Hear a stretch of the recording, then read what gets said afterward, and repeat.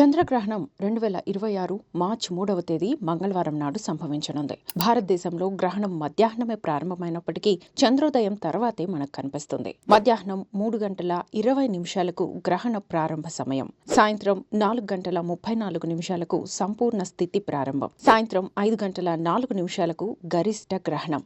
సాయంత్రం 5:33 సంపూర్ణ స్థితి ముగింపు దశ. గ్రహణం పూర్తిగా ముగిసే సమయం సాయంత్రం 6:48. ఇక ఇది భారతదేశంలో కనిపిస్తుందా అంటే అవును అని చెప్పొచ్చు.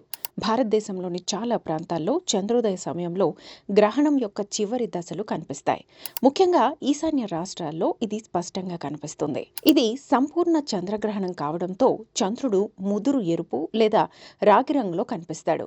అందుకే దీన్ని బ్లడ్ మూన్ అని పిలుస్తారు. ఇక విశేషం ఏంటంటే ఈ గ్రహణం హోలీ రోజే రావడం ఒక అరుదైన అంశం. ఇక ఇందులో జ్యోతిష అంశం ఏంటంటే ఈ గ్రహణం సింహరాశి మరియు పూర్వ ఫల్గుని నక్షత్రంలో ఏర్పడనుంది. ఇక సూతక కాలం విషయానికొస్తే భారతదేశంలో గ్రహణం కనిపిస్తుంది కాబట్టి శాస్త్రాల ప్రకారం సూతక కాలం వర్తిస్తుంది. సాధారణంగా చంద్రగ్రహణానికి 9 గంటల ముందే సూతక కాలం ప్రారంభమవుతుంది.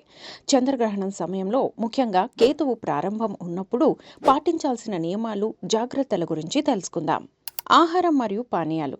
గ్రహణం ప్రారంభానికి సుమారు 9 గంటల ముందు నుంచే వేదకాలం లేదా సూతకం ప్రారంభమవుతుంది. ఈ సమయంలో ఆహారం తీసుకోకూడదని పెద్దలు చెప్తుంటారు. ఇక ఇంట్లో నిల్వ ఉన్న పచ్చళ్ళు, నీళ్లు, ఇతర ఆహార పదార్థాలపై దర్బల్ని ఉంచాలి.